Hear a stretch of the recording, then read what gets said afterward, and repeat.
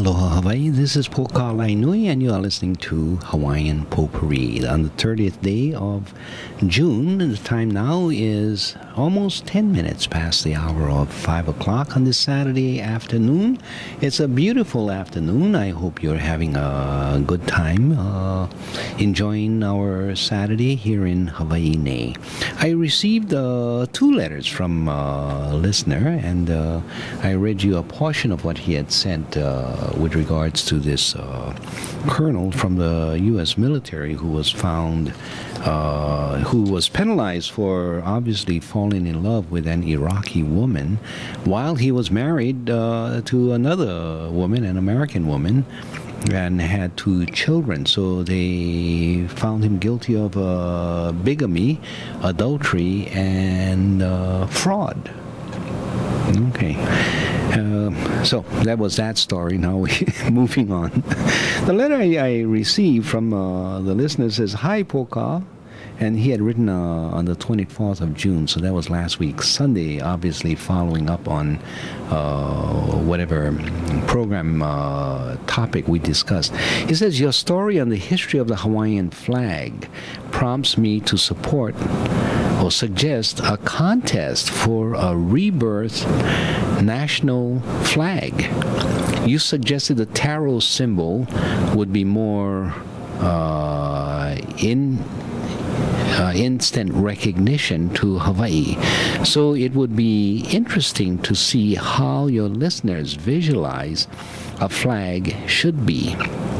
My first vision was a rainbow, the colors representing the number of islands over the taro leaf. But then again, I thought, how can the Hawaiian nation flag be incorporated? The stars and stripes represent the number of states, and the historical colonies were the stripes. So, and then he draws, instead of the star, he has the Union Jack on the upper left corner, and then he has the islands represented by stripes for Ni'ihau, Kauai, Oahu, Molokai, Lanai, Maui, Kaho'olawe, and Hawaii Island.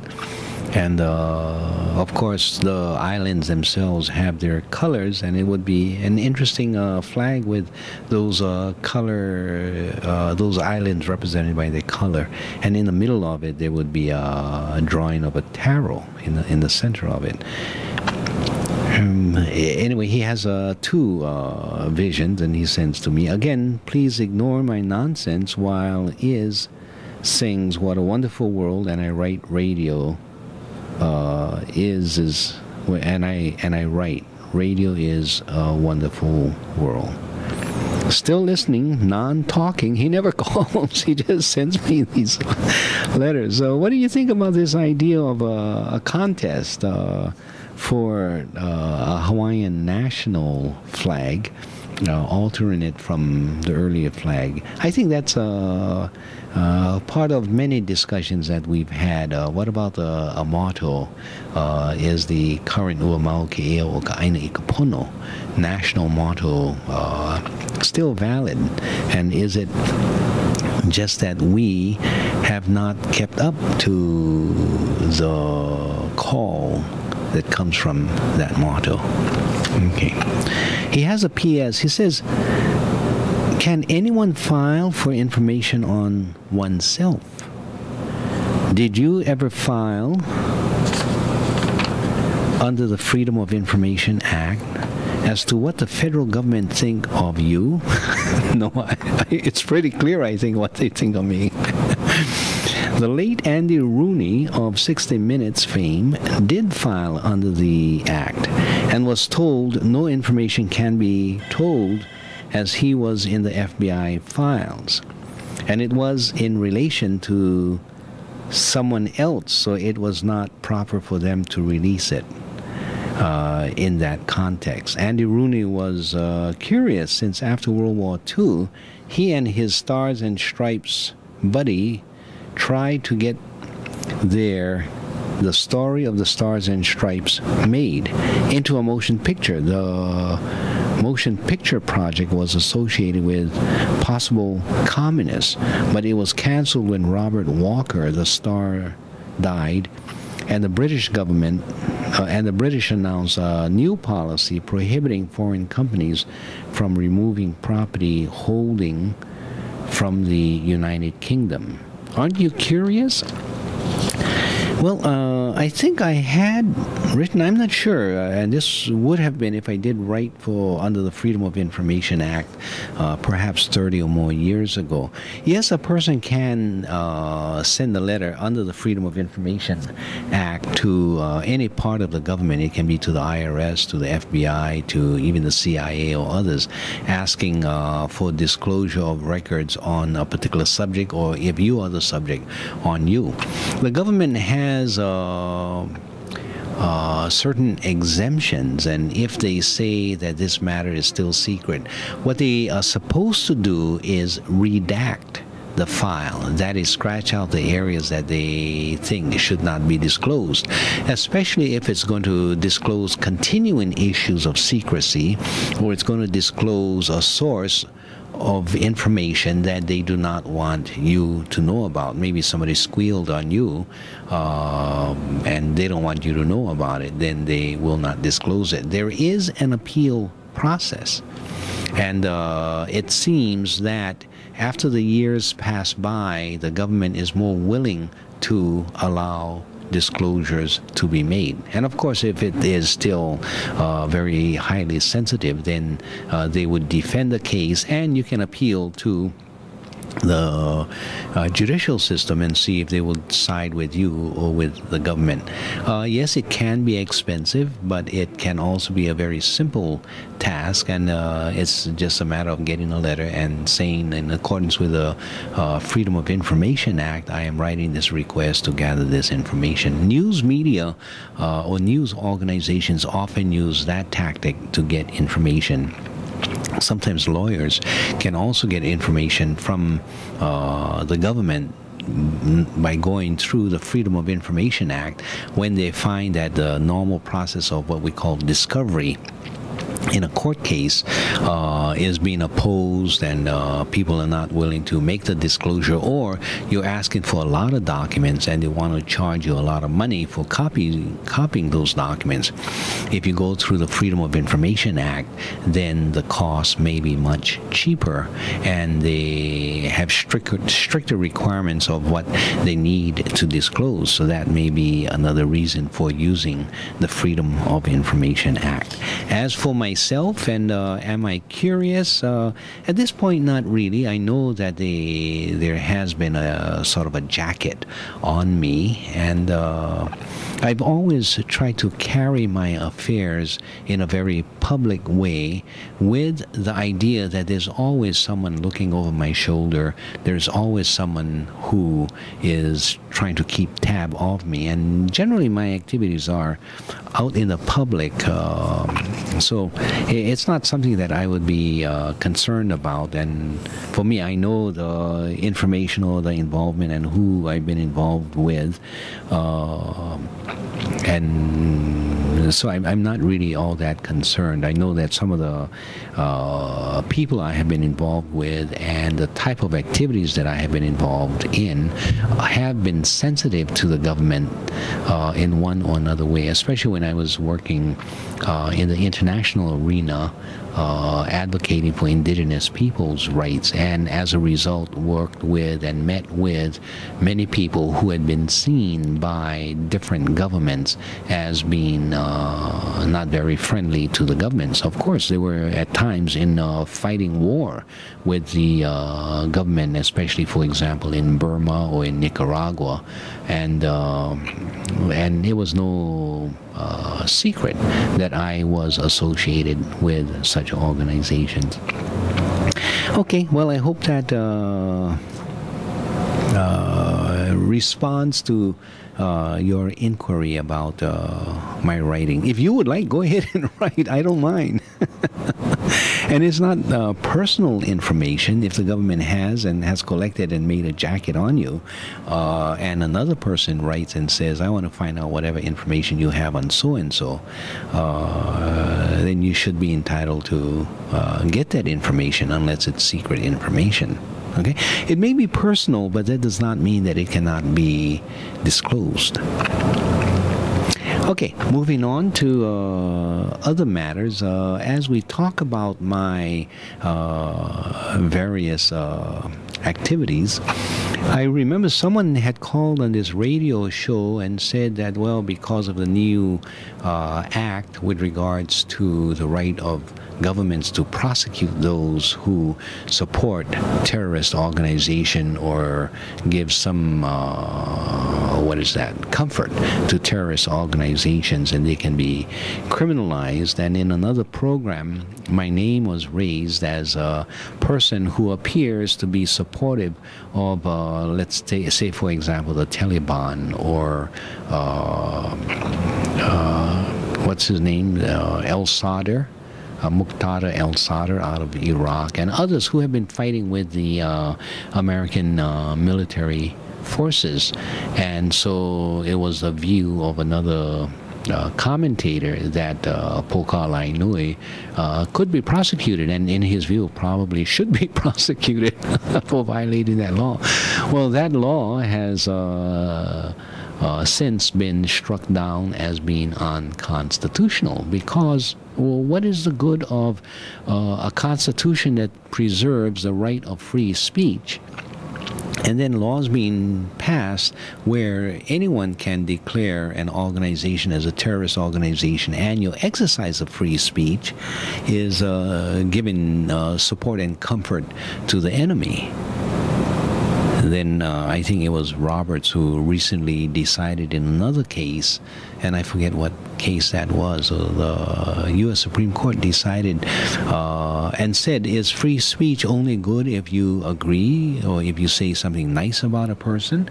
No, that's not what free speech is all about. It's supposed to be speech that you find uncomfortable, speech that is critical, speech that is not within the majority feelings of a community. That's to protect those speech is what free speech is really all about.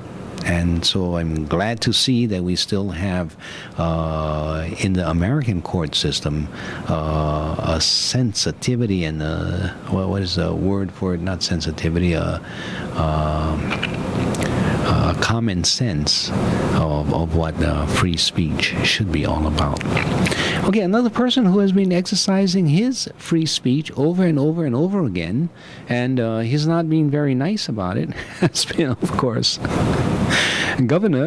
former governor Ben Cayetano, and his razzing the rail, and he's promoted himself as the appropriate mayor for the city and county of Honolulu. But this article, having raised that subject, is not by Ben Cayetano, but by a Randall O'Toole out of the Cato Institute. He says, are American cities competing to see which can come up with the most ridiculous transit proposals? If so, Honolulu will probably win, hands down. The nation's 52nd largest urban area has only about 950,000 people, yet it is spending $5.3 billion, or more than $5,500 per resident, to build a single 20-mile rail line. That's probably a greater cost per person than any rail system ever built, and it is just for one line, not a complete system. The line will be entirely elevated, yet they plan to run just 2-car trains, each train, quote, being about the length of a typical light rail car, just under 100 feet. This means it will have the high cost of heavy rail and the capacity limits of light rail. One of the many deceptive claims about the project is that it is, quote, high-capacity transit. In fact, the 2-car trains were planned to have only 64 seats. The city says it will ask the rail car builder to increase this to 76 seats. Well, that's 12 more seats. A change order that will no doubt add to the cost. As the anti-planner's colleague, Wendell Cox, says, the number of seats is the least of their problems. Minimizing the number of seats maximizes rail car capacity because you can fit more than 2 or 3 standees in the space of a seated person. But planners expect the average rider to travel 9.3 miles or trips lasting more than 20 minutes. Nationally, the average heavy rail and light rail trips are both less than 5 miles. Many Honolulu bus riders question whether people will be willing to stand for 20-minute trips. With 64 seats, the 2-car trains supposedly have room for 254 standing passengers, but that's at crush capacity, which is far more crowded than Americans are willing to accept. Assuming the city increases the sitting to 76 seats, actual loads are likely to be limited to a total of about 150 to 200 people per train. At a maximum of 20 trains an hour in each direction, the line will be able to move about 3,000 to 4,000 people per hour inbound in the morning and a similar number outbound in the afternoon. By comparison, a highway lane can easily move 600 buses per hour, and at 40 seats per bus, that represents 24,000 people per hour, none of them having to stand. However, it is not likely that the rail line will often be filled to capacity. The line will connect East Kapolei with Honolulu. East Kapolei today is basically a few small businesses surrounded by farmland. The original plan was to go to Kapolei, which has about 35,000 people, but the city decided it didn't have enough money to go that far. Between East Kapolei and Honolulu, the rail line will pass through Waipahu, 33,000 people, Pearl City, 48,000 people, and by Pearl Harbor Naval Base, which houses about 20,000 people, most of whom work right on the base and won't be riding the train to work. The rest of the rail line goes through light industrial and commercial areas. In other words, the rail line will serve at most about 15% of the residents of Oahu and probably no more than 20% of the jobs. That means no more than about 3% of workers will both live and work on the rail line. Planners' ridership projections are questionable. They estimate the line will attract 116,340 riders per day in 2030. Since they are planning to run 488 trains per day, that's 244 in each direction, that represents an average of 238 riders per train trip. Given an average trip length of 9.3 miles, that means an average of 110 passengers on board the 2-car trains at any given time. Since the American light rail cars carry an average of 24 people and the most crowded in San Diego carry just 37 people, 110 is highly optimistic. By 2015, the city hopes to complete and begin operating a segment between East Kapolei and the Aloha Stadium. In other words, it will go from a place where few live to a place that has only a few events per year, mainly high school football games and weekend swap meets. Even when major events take place at the stadium, the rail line will be of little use. The stadium holds 50,000 people, but at 4,000 people per hour in each direction, it would take more than 6 hours to empty the stadium via the train.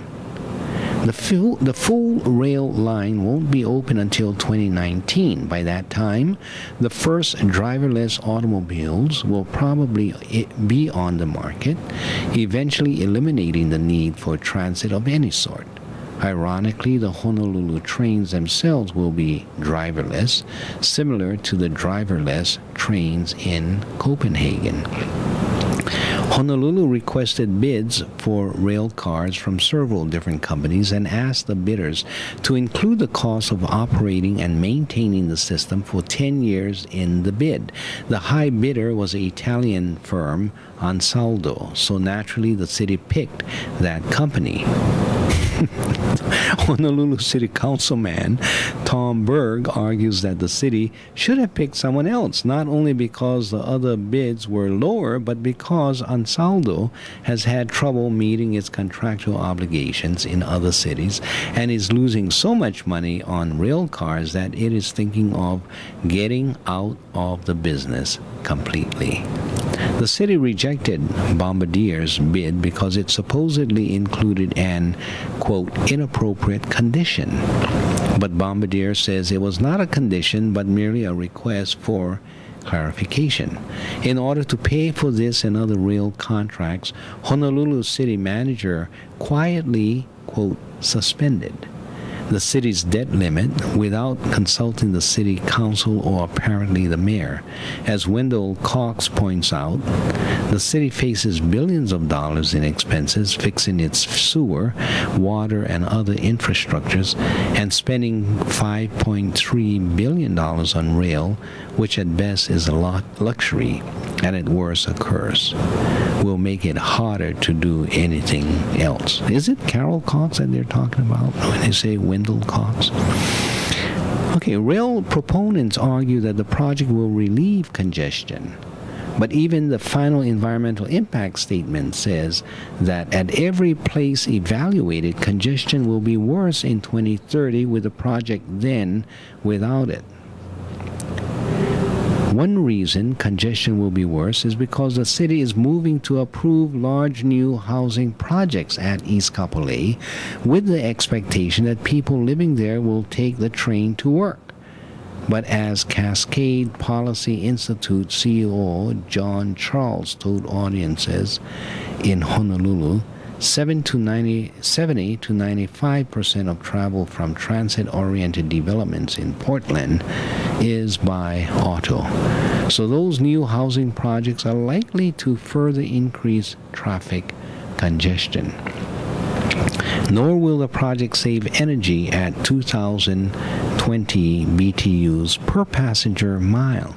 Honolulu's bus system already uses less energy than almost every other light rail and heavy rail line outside of New York City. By 2030, under the Obama fuel economy standards, the average car on the road will also use only about 2,000 BTUs per passenger mile, and cars in Hawaii, where gas prices are higher than the rest of the U.S., will probably use even less. The anti-planner wonders if employees at Parsons Brinckerhoff and other consulting firms who help plan this and so many other expensive rail projects sit around laughing at the gullibility of city officials. Once people adopt the, quote, we need a rail line at any cost mentality, they are all too likely to be victimized by projects like this one. Okay, again, the article was written by Randall O'Toole of the Cato Institute and read by yours truly, Poka Lainui.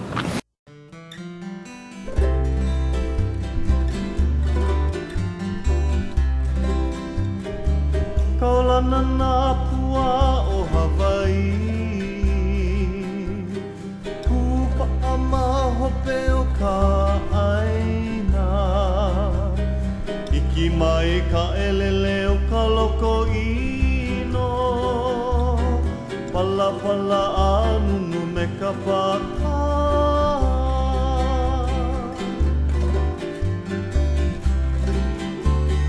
Pane mai Hawaii moku o ke ave,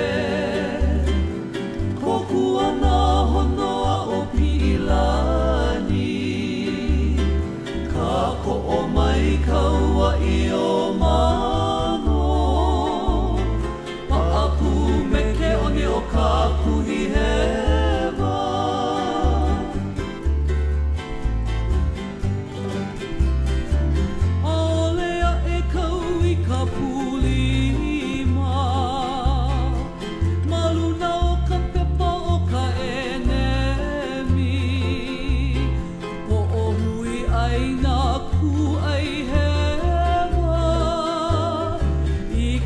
sivi la